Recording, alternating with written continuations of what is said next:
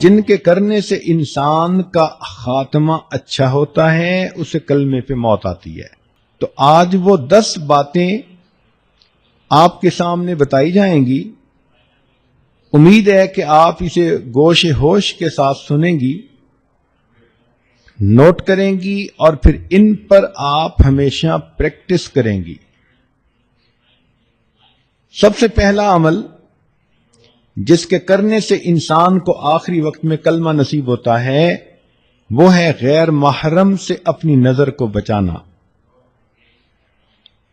نبی علیہ الصلوۃ والسلام نے ارشاد فرمایا، النظر سہم من سہام ابلیس، کہ نظر شیطان کے تیروں میں سے ایک تیر ہے، مسموم، زہریلا تیر، من ترکہا مخافتی، جس نے میرے خوف سے اس بری نظر کو ترک کر دیا، ابدلتہ ایمانا، میں اس کو ایسا ایمان عطا کروں گا، یجد حلاوتہ فی قلبہ، کہ وہ اس کی حلاوت کو اپنے دل میں محسوس کرے گا۔ ملا علی قاری رحمۃ اللہ علیہ فرماتے ہیں، وقد واردا، اور یہ لکھا گیا ہے، ان حلاوت الایمان، کہ حلاوت ایمان اذا دخلت قلبا، جب قلب میں داخل ہوتی ہے، لا تخرج منہ ابدا، پھر وہ قلب سے باہر نہیں نکلتی۔ تو آج اسی مجلس میں یہ نیت کر لیجئے کہ اے پروردگار عالم، آج کے بعد ہم کسی بھی غیر محرم مرد کی طرف کبھی بری نظر نہیں ڈالیں گی۔ اور کئی مرتبہ شیطان دھوکہ دیتے ہیں، آپ بری نظر سے تو نہیں، ویسے ہی دیکھ رہی ہیں۔ ہر ارادے کی نظر جو غیر محرم پر ڈالی جاتی ہے وہ شہوت کی ہی ہوتی ہے، بندہ محسوس کرے یا نہ کرے۔ تو اس لیے یہ نیت کیجئے کہ آج کے بعد ہم نے غیر محرم کی طرف نظر اٹھانی ہی نہیں۔ اس عمل کی وجہ سے آخری وقت میں کلمہ نصیب ہوگا۔ اسی لیے حلاوت ایمان کی علامتیں لکھی ہیں کہ استلذاذ الطاعات، جب دل میں ایمان کی حلاوت آ جاتی ہے تو عبادات کے اندر بندے کو لذت مل جاتی ہے، تلاوت کرنے کو جی چاہتا ہے، نماز پڑھنے کو جی چاہتا ہے، انسان کا عبادت میں، نیکی میں جی لگتا ہے۔ ایثارھا علی جمیع الشہوات، اور تمام قسم کی شہوات کو چھوڑ دینا بندے کو آسان نظر آتا ہے۔ تحمل المشاق فی مرضات اللہ، اور اللہ کی جو پسندیدہ چیزیں ہیں ان کو کرتے ہوئے جو مجاہدہ ہے اس کو برداشت کرنے کی عادت ہو جاتی ہے۔ پھر فرمایا کہ الرضا بالقضاء فی جمیع الحالات، ہر قسم کے حالات میں اللہ کی قضاء پر بندے کو رضا نصیب ہو جاتی ہے۔ تو پہلا عمل تھا بد نظری سے پرہیز۔ یہ بد نظری فزیکلی بھی ہو سکتی ہے کہ آپ پریکٹیکلی کسی مرد کی طرف دیکھیں، اور یہ ٹی وی کی سکرین پر بھی ہو سکتی ہے کہ آپ ٹی وی کی سکرین پر کسی غیر مرد کو دیکھیں، بات برابر ہی ہے۔ دوسرا عمل جس سے کہ آخری وقت میں کلمہ نصیب ہوتا ہے، فرمایا مسواک کرنا۔ یہ مسواک کرنا جیسے مردوں کے لیے سنت ہے، عورتوں کے لیے بھی سنت ہے۔ علامہ شامی رحمۃ اللہ علیہ نے اس کا مسنون طریقہ بتایا کہ مسواک کرتے ہوئے 3 انگلیاں اوپر ہوں، چھنگلیاں نیچے ہو اور انگوٹھا سائیڈ پر ہو۔ وہ فرماتے ہیں مسواک کے بارے میں، من منافعہ، مسواک کے فوائد میں سے یہ بھی ہے تذکیر الشہادت عند الموت، موت کے وقت بندے کو کلمہ یاد آ جاتا ہے۔ رزقنا اللہ تعالی بمنہ وکرمہ، حدیث پاک میں آتا ہے جو بندہ اہتمام کے ساتھ مسواک کرتا ہو، ملک الموت آتے ہیں اور 2 کام کرتے ہیں، شیطان کو اس سے مار کے دور بھگا دیتے ہیں اور اس بندے کو کلمہ یاد دلا دیتے ہیں۔ یہ کتنا بڑا انعام ہے کہ ملک الموت ہی بندے کو یاد دلا دیں کہ تیرے جانے کا وقت قریب آ گیا، تو مسواک کی بھی پابندی کریں۔ تیسرا، ایمان پر شکر ادا کرنا کہ ہم نے کلمہ پڑھا، ہم مسلمان ہیں، اب اس ایمان پر ہم اللہ رب العزت کا شکر ادا کریں کہ اللہ تیرا شکر ہے تو نے ہمیں ایمان کی دولت عطا فرمائی۔ اس کی اصول یہ ہے لَإِن شَكَرْتُمْ لَأَزِيدَنَّكُمْ، اللہ تعالیٰ فرماتے ہیں اگر تم میری نعمتوں کا شکر ادا کرو گے ہم اپنی نعمتیں تمہیں اور زیادہ عطا کریں گے۔ تو جو ایمان پہ شکر ادا کرتا ہوگا اللہ تعالیٰ آخری وقت میں اس نعمت سے محروم نہیں فرمائیں گے۔ چوتھا عمل صدقہ خیرات کرنا۔ حدیث مبارکہ ہے، مشکات شریف کی روایت ہے، ان الصدقۃ تطفئ غضب الرب، کہ بے شک صدقہ اللہ کے غضب کو مٹا دیتا ہے، بجھا دیتا ہے، وتدفع میتۃ السوء، اور بری موت سے بندے کو بچا لیتا ہے۔ ملا علی قاری رحمۃ اللہ فرماتے ہیں کہ ای تمنع انزال المکروہ والبلاء فی الحال، کہ یہ عام حال میں مصیبتوں سے اور ناپسندیدہ احوال سے بندے کو بچاتا ہے، وتدفع سوء الخاتمۃ فی المآل، اور موت کے وقت بری موت سے بندے کو بچا لیتا ہے۔ تو صدقہ خیرات جتنا بھی ہو اللہ کے راستے میں کریں، اپنے خاوند سے اجازت لیں۔ ضروری نہیں ہوتا کہ ایک بندہ $10,000 نکالے تو اس کو صدقہ کہتے ہیں۔ آپ نے $1 بھی اللہ کے راستے میں اگر نکالا تو اس پر بھی صدقے کا ثواب ملے گا۔ حدیث پاک میں آتا ہے کہ قیامت کے دن کچھ ایسے بھی خوش نصیب ہوں گے، ایک مٹھی جو اللہ کے راستے میں خرچ کرنے پر اللہ ان کو جنت عطا فرما دیں گے۔ پانچواں، اہل اللہ کے ساتھ بیعت کا تعلق ہونا، قلبی تعلق ہونا، ان کی صحبت نصیب ہونا۔ اس کی وجہ یہ کہ اللہ رب العزت کے پیارے حبیب صلی اللہ علیہ وسلم نے فرمایا ہم رجال لا یشقى جلیسہم، یہ وہ لوگ ہیں کہ جن کے پاس بیٹھنے والا کبھی بدبخت نہیں ہوتا، اور بدبخت تو وہی ہوتا ہے کہ جس کو آخری وقت میں کلمہ نصیب نہ ہو۔ تو اس حدیث پاک سے بھی ثابت ہوتا ہے کہ اس تعلق کی وجہ سے اللہ رب العزت آخری وقت میں کلمہ نصیب فرما دیتے ہیں۔ حضرت مفتی محمد شفیع رحمۃ اللہ علیہ فرماتے ہیں کہ میں نے مولانا روم رحمۃ اللہ علیہ کا شعر پڑھا، یک زمانہ صحبت با اولیاء، بہتر از 100 سال اطاعت بے ریا، کہ اللہ والوں کی تھوڑی دیر کی صحبت 100 سال کی بے ریا عبادت سے بہتر ہے۔ تو فرماتے ہیں کہ میرے ذہن میں ایک سوال پیدا ہوا کہ اگر 100 سال کی عبادت سے بہتر ہے یہ کہتے تو ماننے والی بات تھی، مگر انہوں نے تو فرمایا کہ 100 سال کی بے ریا عبادت سے بہتر ہے۔ چنانچہ میں نے حضرت تھانوی رحمۃ اللہ کی خدمت میں عرض کیا کہ حضرت، یہ شاعر لوگ بہت افراط و تفریط کے مرتکب ہوتے ہیں، مجھے لگتا ہے کہ مولانا روم رحمۃ اللہ علیہ سے بھی اس پوائنٹ پر کچھ ایسا ہی معاملہ ہوا کہ انہوں نے فرمایا کہ اہل اللہ کی ایک لمحہ کی صحبت 100 سال کی بے ریا عبادت سے بہتر ہے۔ تو حضرت تھانوی رحمۃ اللہ علیہ نے فرمایا کہ اس شعر کو میں پڑھوں؟ جی حضرت پڑھیں۔ تو حضرت نے پڑھا، یک زمانہ صحبت با اولیاء، بہتر از 1,00,000 سال اطاعت بے ریا، کہ اہل اللہ کی ایک لمحہ کی صحبت 1,00,000 سال کی بے ریا عبادت سے بہتر ہے۔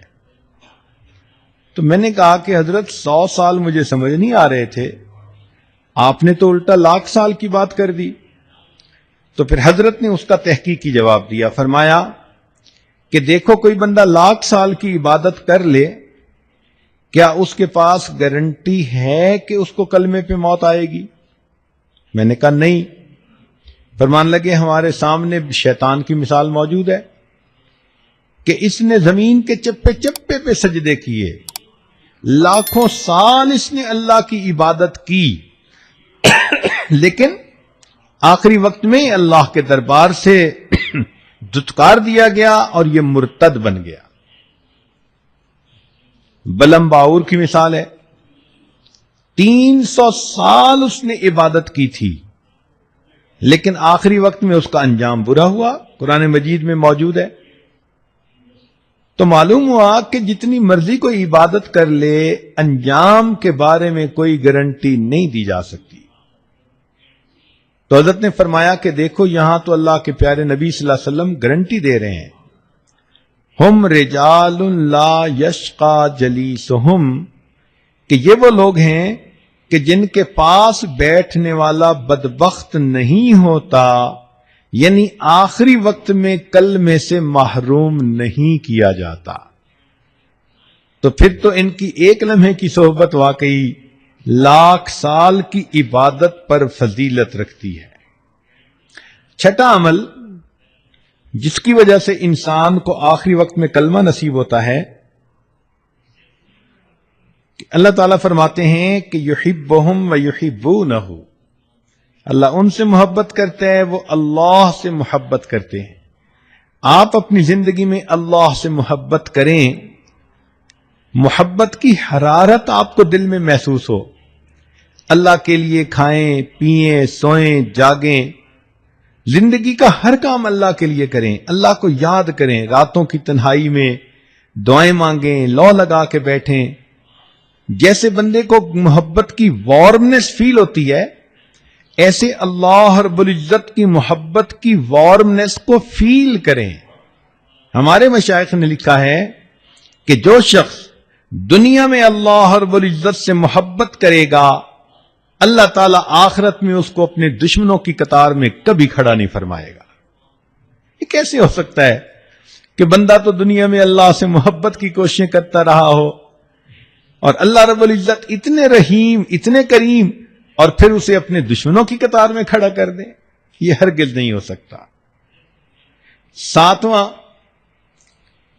گناہ سے پرہیز، زنا سے پرہیز۔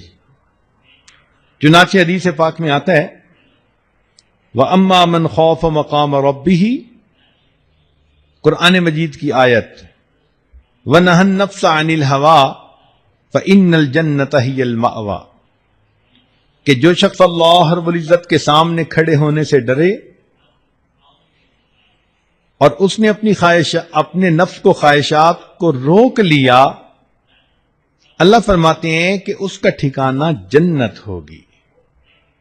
اور حدیث پاک میں ہے کہ اگر کوئی مرد ہو کہ جس کو کوئی عورت ذات منصب و جمال، اچھے گھرانے کی ہو اور خوبصورت بھی ہو، اور وہ اپنی طرف متوجہ کرے اور یہ آگے سے کہہ دے کہ انی اخاف اللہ، میں اللہ سے ڈرتا ہوں، تو اس عمل کی وجہ سے اللہ تعالیٰ اس کو قیامت کے دن عرش کا سایہ عطا فرما دے گے۔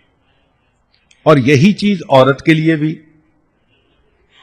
کہ اگر کسی عورت کو کوئی مرد اپنی طرف متوجہ کرنے کی کوشش کرے، گناہ کے راستے پہ گھسیٹنے کی کوشش کرے اور یہ کہہ دے کہ میں اللہ رب العزت سے ڈرتی ہوں، اس عمل کی وجہ سے اللہ تعالیٰ اس کو قیامت کے دن عرش کا سایہ عطا فرمائیں گے۔ شاید ہی کوئی عورت ہو، لڑکی ہو، جس کو اپنی زندگی میں قریب کے لوگوں میں سے کسی نہ کسی کی طرف سے ایسا اشارہ نہ ملا ہو، تو اگر کوئی ایسی کوشش کرے تو اس کا ایک جواب انی اخاف اللہ، میں اللہ سے ڈرتی ہوں۔ کوئی فون کے ذریعے رابطہ کرتا ہے، خط کے ذریعے رابطہ کرتا ہے، کسی رشتہ داروں کی محفل میں محبت بھری نظریں ڈال کر اپنی طرف متوجہ کرنے کی کوشش کرتا ہے، مسکراہٹ کے ذریعے اپنی طرف متوجہ کرنے کی کوشش کرتا ہے، یہ سارے عمل ایک ہی مقصد کے لیے ہوتے ہیں کہ گناہ کا تعلق ہو جائے۔ تو اگر کوئی بھی ایسی انویٹیشن کسی کی طرف سے ہو اور عورت آگے سے کہہ دے دل میں کہ انی اخاف اللہ، میں اللہ سے ڈرتی ہوں، اور اپنی عزت کی حفاظت کر لے، اللہ تعالی موت کے وقت اس کو کلمے پہ موت عطا فرمائیں گے۔ 8واں عمل، اذان کے بعد دعا پڑھنا۔ چنانچہ جب اذان ہوتی ہے تو سنت یہ ہے کہ مؤذن جو کہہ رہا ہے وہی کہتے رہیں،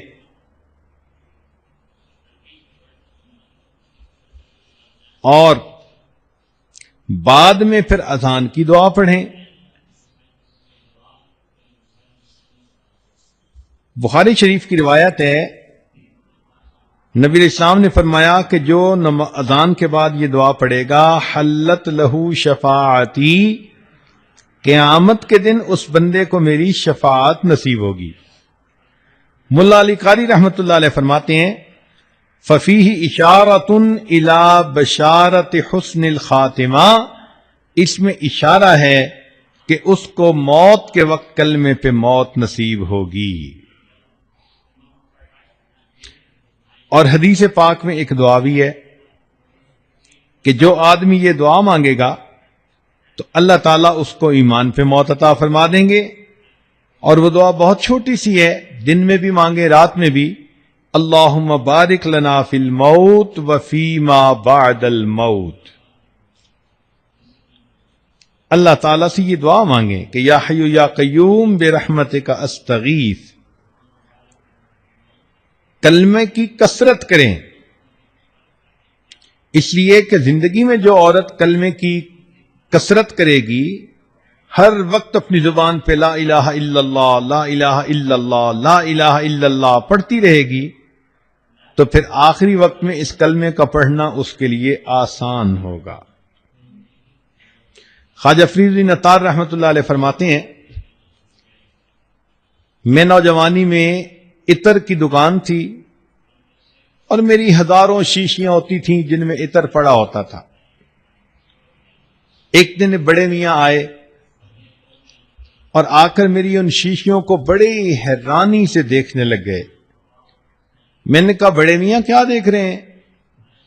وہ کہنے لگے یہ دیکھ رہا ہوں کہ تیری جان اتنی شیشیوں میں اٹکی ہوئی ہے، یہ کیسے نکلے گی؟ مجھے بڑا غصہ آیا، میں نے کہا کہ جیسے آپ کی نکلے گی ویسے میری نکلے گی۔